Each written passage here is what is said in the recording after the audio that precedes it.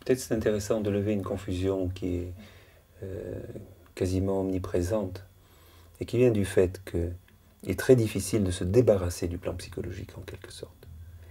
Et que la plupart des personnes qui curieusement font de la spiritualité n'échappent pas à l'emprise de la psychologie.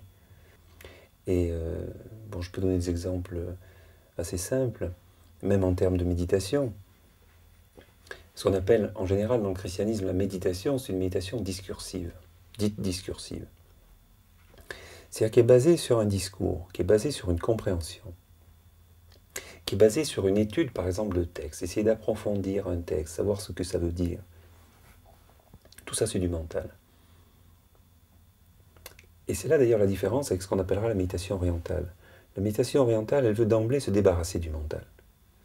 Et très peu, en fait, en Occident, ont compris cette démarche-là, parce que d'ailleurs, elle ne porte plus le terme de méditation. Le terme de méditation étant méditer sur quelque chose, ça veut dire développer par rapport à ça un certain nombre de concepts, essayer d'approfondir ceci et cela.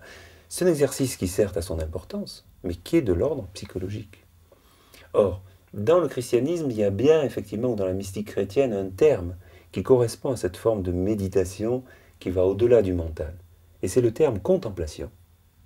Mais cette contemplation, elle est perdue de vue depuis longtemps. Ce qui fait que même mon expérience dans les monastères a pu montrer que les moines ne contemplent pas, mais méditent la plupart du temps. Il y a toujours des exceptions, bien sûr. Mais ce qui prévaut la plupart du temps, c'est une méditation discursive. C'est-à-dire l'exercice d'ailleurs type de ce genre de méditation, c'est ce qu'on appelle les exercices de Saint Ignace de Loyola. Ces exercices qui sont omniprésents, des exercices qui visent à se mettre en situation par des images, par rapport à des scènes évangéliques. Mais tout ça, c'est encore du domaine de la psychologie, de la psyché. Et ça sera très difficile à partir de là d'en sortir, parce que même le développement d'un tel type de méditation pourrait nous enferrer encore plus dans le monde psychologique. Et les gens croient qu'en ayant poussé ça très loin, ils vont arriver effectivement à se débarrasser du mental. C'est tout à fait une erreur. J'ai pas mal travaillé avec des jésuites. La méditation ignatienne, elle est donnée par les jésuites. Les jésuites étant sous l'influence spirituelle en fait de Saint Ignace. Et les jésuites de Madrid, qui ont d'ailleurs traduit mes livres sur l'oraison du cœur en espagnol, disaient « Mais quand est-ce qu'en France, vous allez vous occuper de comprendre un peu ce que voulait dire Saint Ignace ?» Et que lorsqu'il parlait de méditation discursive, il parlait des premières étapes de la méditation. Et comment se fait-il que vous restiez en fin de vie encore avec des méditations discursives? C'est un point de vue d'ailleurs très intéressant qu'on trouve dans Saint Jean de la Croix. Saint Jean de la Croix va dire qu'à un moment, ce qui est une aide devient un obstacle. C'est-à-dire ces méditations qui sont basées sur des raisonnements, qui sont basés sur des émotions, sur des images, ne peuvent être qu'une étape, laquelle peut nous aider à une étape, dit-il, comme un petit peu de maternelle ou bien de préparatoire, mais qui ensuite doivent complètement disparaître pour laisser la place à autre chose, c'est-à-dire à la contemplation. Et ça, la plupart du temps, ça n'est absolument pas respecté, parce qu'on continue toujours, c'est comme si à l'école, on était encore en fin de vie au cours préparatoire. C'est un non-sens. Saint Jean Lacroix dit à un moment que lorsque on a développé ces méditations discursives qui sont donc psychologiques, eh bien, vient une sorte de lassitude, de dégoût. Et il dit on atteint une sorte d'épreuve qui est caractérisée par trois choses étonnantes. C'est qu'il va y avoir, d'une part, une sorte de dégoût de la méditation discursive, ce qui est une épreuve terrible pour un religieux, parce que c'est la seule chose qu'il va se mettre sous la dent. Et il ne peut plus à un moment continuer ça. Alors Saint Jean de la Croix, qui est très scientifique dans son approche spirituelle, va dire peut-être cette personne, elle n'a plus de goût à la vie religieuse, mais elle n'a pas non plus de goût aux choses du monde. Donc n'ayant plus de goût aux choses spirituelles, en termes de ce qu'on lui sert de méditation discursive, n'ayant plus de goût aux choses du monde, alors si on va voir un psychiatre dans ces conditions, ça s'appelle la déprime, dépression nerveuse. Or il y a un troisième élément qui est là. Et ce troisième élément, c'est une sorte d'aspiration, dit-il, confuse et amoureuse d'un quelque chose d'indéfinissable.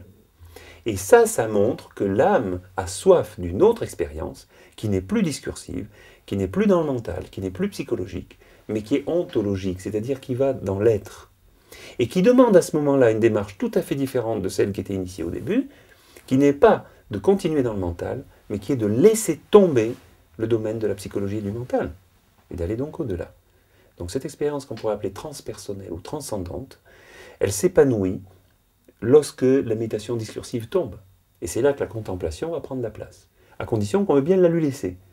Or, la plupart du temps, les maîtres spirituels étant complètement imbus de leur histoire et trouvant que le bout du bout, c'est cette méditation discursive, vont empêcher les gens ou leurs disciples en quelque sorte d'y entrer. C'est ce que j'ai remarqué maintes fois. Et c'est là que Saint Jean de la Croix va se fâcher en disant ces gens-là qui sont des demi-savants vont en fait être, comme ce qui est dit dans l'Évangile, des aveugles conduisant des aveugles et vont empêcher les personnes d'entrer dans ce que Thérèse appelle les demeures de l'âme supérieure. Donc on va rester ici jusqu'en troisième demeure, mais les 4 demeures qui suivent sont à ce moment-là barrées, parce que ces 4 demeures supposent de laisser tomber la psychologie, de rentrer dans la vie contemplative. Alors, bon, je ne sais pas si c'est vraiment clair, mais ça met aussi en évidence que tout ce qui est du domaine de la grande paix, tout ce qui est du domaine de la sérénité intérieure de l'Hésikia et tout ça, ça n'est pas du tout sur le plan psychologique que ça s'installe, c'est quelque chose qui dépasse ce plan-là. Et hélas, en Occident, c'est vraiment très difficile de voir quelqu'un qui prend une démarche radicalement au-delà de la psychologie. On trouve ça d'ailleurs en psychologie dans une approche telle que Graf Durkheim, qui est authentiquement transpersonnelle, ou Abraham Maslow, etc., des auteurs comme ça, qui vont effectivement incorporer dans le cursus de l'être humain l'approche de la transcendance. Mais l'approche de la transcendance, la plupart du temps, est rejetée comme illusoire. Elle est dans l'approche freudienne complètement illusoire, dans l'approche jungienne ambiguë, et c'est seulement dans l'approche transpersonnelle authentique qu'elle est authentifiée, mais même dans ce cas, il y a tout un tas de dérives, de récupération finalement par le mental, et récupération qui font qu'en réalité, cette expérience n'est pas touchée ou n'est pas vécue dans sa plénitude. Et peu d'auteurs sont extrêmement assez catégoriques dans ce plan, sur ce plan-là, pour aider en fait les personnes à dépasser ce plan et à passer sur l'autre rive en quelque sorte. Il faut tomber sur des Ramana Maharshi, sur des auteurs tels que Nisargadatta Maharaj, ou les grands auteurs mystiques comme Maître Eckhart, comme Saint Jean de la Croix, Thérèse d'Avila, etc., pour vraiment comprendre qu'il s'agit d'un basculement dans autre chose. Et ça, je crois que c'est quelque chose de très rare, de trouver effectivement soit des maîtres, soit des groupes qui pratiquent cela d'une façon authentique, sans dérive dans le plan psychologique, qui comprennent que c'est ce basculement du psychologique à l'ontologique qui produit le miracle en quelque sorte. Une autre façon de dire, c'est l'accueil de l'esprit avec un grand E dans le psyché, dans la psychique, dans la psyché.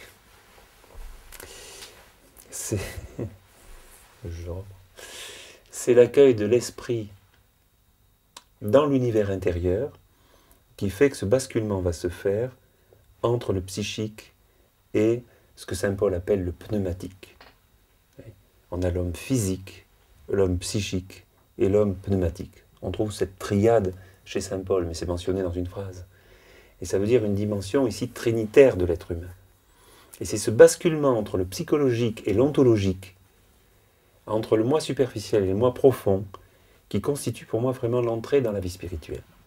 Pour le reste, ça sera seulement peut-être préparatoire. Et encore.